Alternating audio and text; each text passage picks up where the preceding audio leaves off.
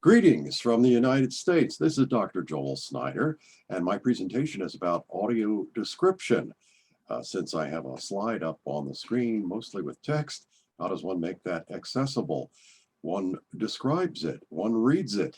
Audio Description Associates, LLC, the Visual Made Verbal, and the American Council of the Blind's Audio Description Project presents Audio Description, If Your Eyes Could Speak, with Joel Snyder, PhD, President, Audio Description Associates, LLC, Director, Audio Description Project, ACB, American Council of the Blind.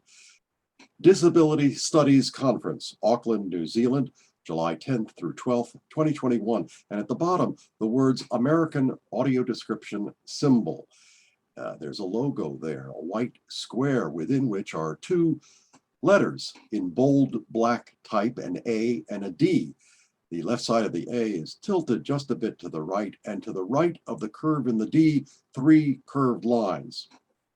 I stop there because many beginning describers might go on and say, oh, they represent sound waves. Well, they do, but there's nothing there that tells that to sighted audiences. Why would you say that for people who are blind or have low vision? No, at best, it's unnecessary. At worst, it could seem condescending or patronizing. We describe, we don't explain. We show, we don't tell. You know, in the film, The Book Thief, a young man is hidden in the basement of a home for his own protection. And the windows have been blocked out, so no one can see in. But of course, he cannot see out. A girl who lives in the home will occasionally pay a visit and chat with the young man about words, usually language. One day, this is what happens.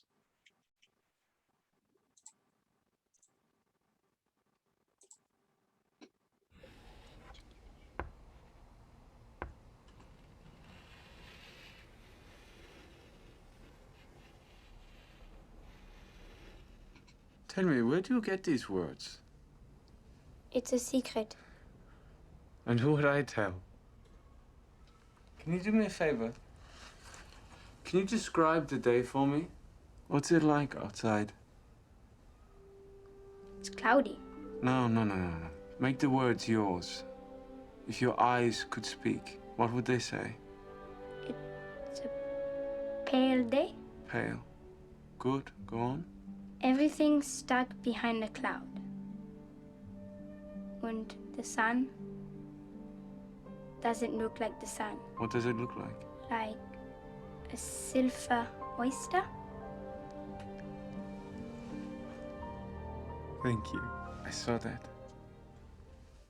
He points to his head. He saw that. Audio description by a 12-year-old girl, a silver oyster. Audio description is a kind of literary art form. It's a type of poetry, a haiku even. I say that because it provides, with as few words as possible, a verbal version of the visual. The visual is made verbal and oral. He points to his ear, A-U-R-A-L, and oral, he points to his mouth, O-R-A-L.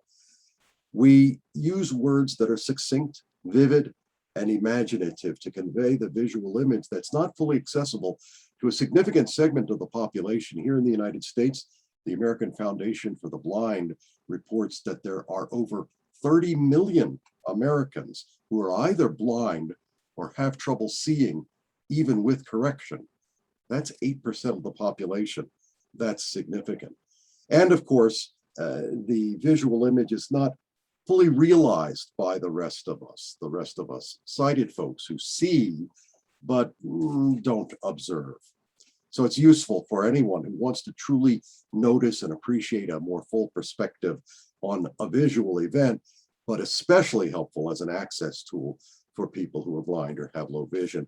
In 1981, I pioneered this work with a group here in Washington, D.C.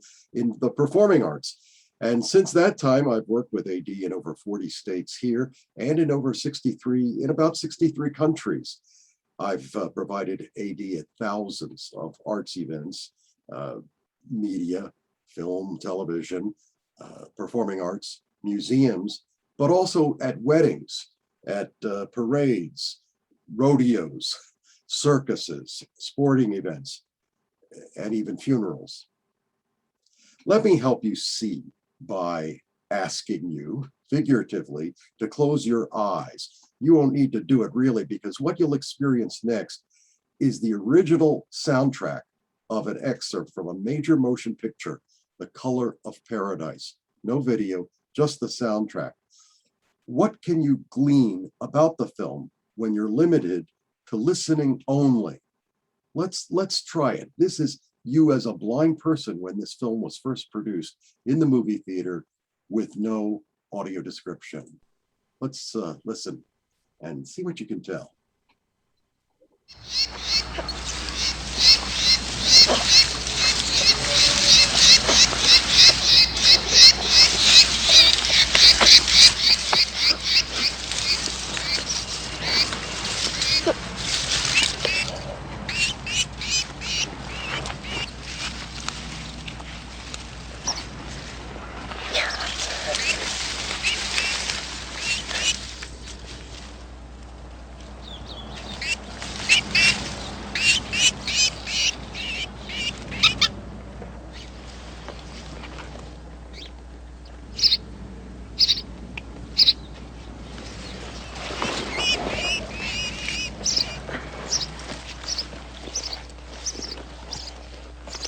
Well, I'm going to have mercy on you. That was only about a minute. And what is going on?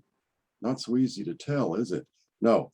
Well, let's experience the same excerpt again, maybe a little bit more. You're all still blind. There'll be no picture. But this time, let's add audio description. Will it make a difference? Let's see by listening.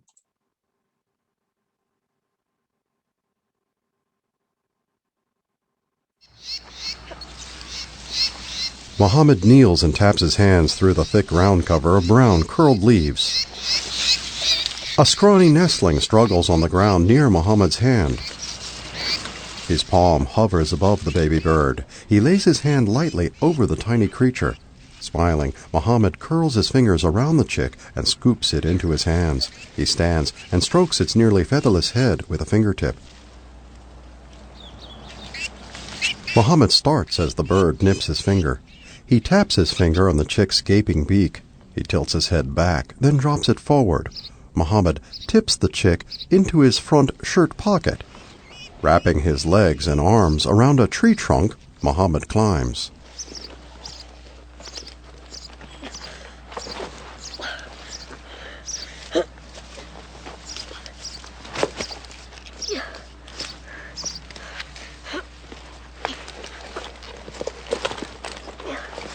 He latches onto a tangle of thin upper branches. His legs flail for a foothold. Muhammad stretches an arm between a fork in the trunk of the tree and wedges in his head and shoulder. His shoes slip on the rough bark.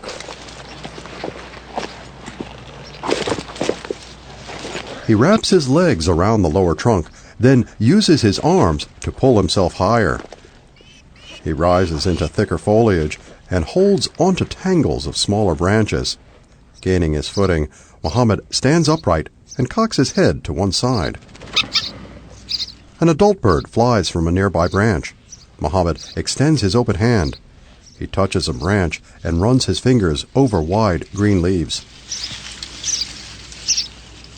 He pats his hand down the length of the branch. His fingers trace the smooth bark of the upper branches, search the network of connecting tree limbs, and discover their joints. Above his head, Muhammad's fingers find a dense mass of woven twigs, a bird's nest. Smiling, he removes the chick from his shirt pocket and drops it gently into the nest beside another fledgling. He rubs the top of the chick's head with his index finger. Muhammad wiggles his finger like a worm and taps the chick's open beak.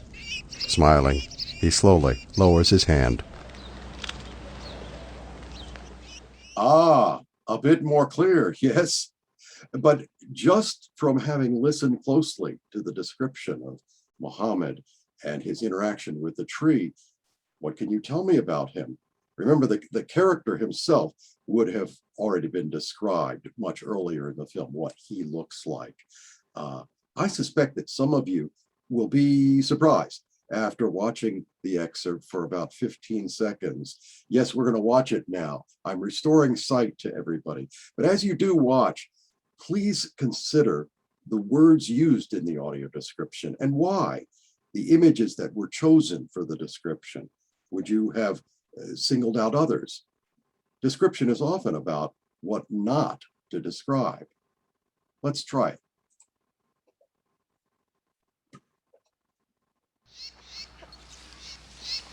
Muhammad kneels and taps his hands through the thick ground cover of brown curled leaves.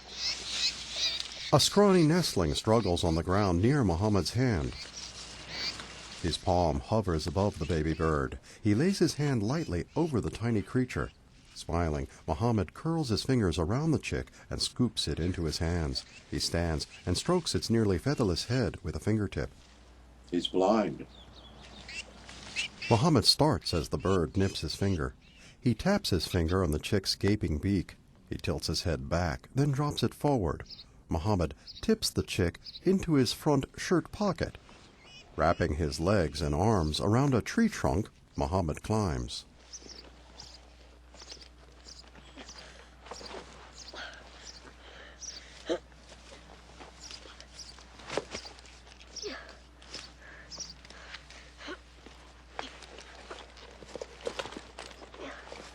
He latches onto a tangle of thin upper branches. His legs flail for a foothold. Muhammad stretches an arm between a fork in the trunk of the tree and wedges in his head and shoulder. His shoes slip on the rough bark.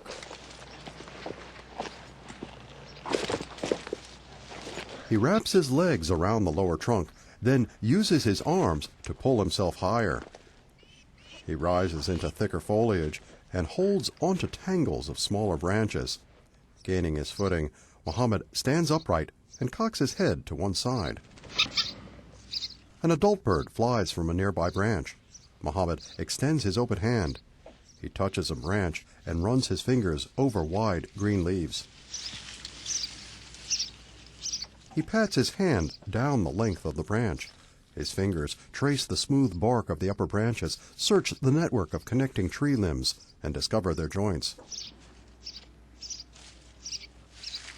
Above his head, Muhammad's fingers find a dense mass of woven twigs, a bird's nest.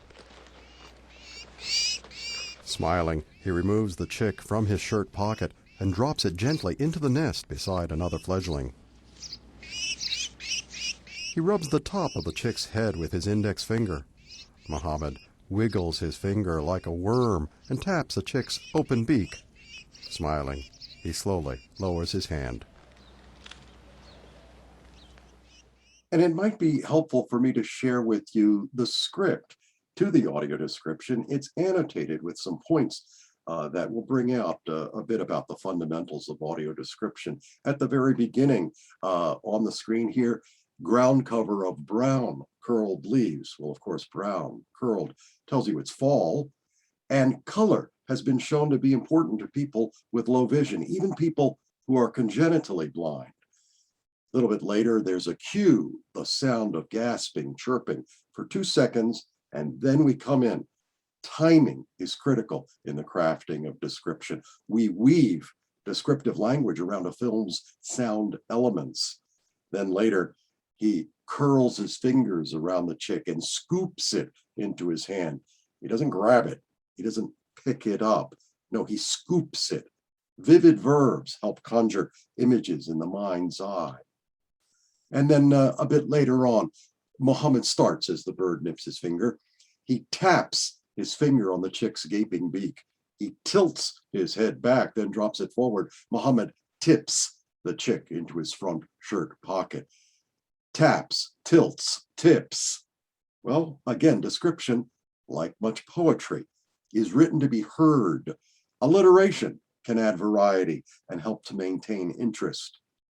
And then a bit later, an adult bird flies from a nearby branch. Well, what to include, what to leave out? Yeah, that image is important because the adult bird returns in the next scene, perhaps a bit of foreshadowing on the part of the director. And then at the end, he rubs the top of the chick's head with his index finger, not his pinky, not his thumb, no, his index finger. That kind of specificity, precision creates images. And of course, he wiggles his finger like a worm and taps a chick's open beak like a worm. There's no worm there, but by employing a simile, by imagining something that's not there, you help people see. Similes paint pictures. Finally, in closing, I have a true story for you. A blind fellow was visiting a museum once with some friends, and a sighted woman had the temerity to approach him and say, "What are you doing in a museum? You can't see any of the exhibits." Well, he was a bit taken aback, but he responded, "I'm here for the same reason anyone goes to a museum. I want to learn. I want to know. I want to be a part of our culture." His inability to see shouldn't deny him access to his culture, museum exhibits, films, television. And I think it's the responsibility of all public arts institutions or public arts endeavors, television, film, to be as inclusive as possible. It's really all about access to culture, and that's everybody's right. There simply is no good reason why a person with a physical disability must also be culturally disadvantaged. No. And I will emphasize one point. Here in the United States, the principal constituency for audio description, people who are blind, have an unemployment rate of 70%, 70. Well, I am certain that with more meaningful access to our culture and its resources, people become more informed. They become more engaged with society. They become more engaging individuals. And it has been said, perhaps more employable. The last screen has my contact information, my website, audiodescribe.com, my email address, jsnyder@audiodescribe.com. I wrote a book, The Visual Made Verbal, a comprehensive training manual and guide to the history and applications of audio description, available at amazon.com. And I am also the founder of the American Council of the Blind's Audio Description Project. That website is important, www.acb.org/ADP. We have many initiatives, one of which is twice annually an Audio Description Institute. And we have one coming up virtually August 2nd through 6th. So the story there is that if you did not enjoy these few minutes with me, you certainly will not enjoy 5 days with me in early August. But if you want to find out about the Institute, please visit acb.org/ADP. Thanks so much.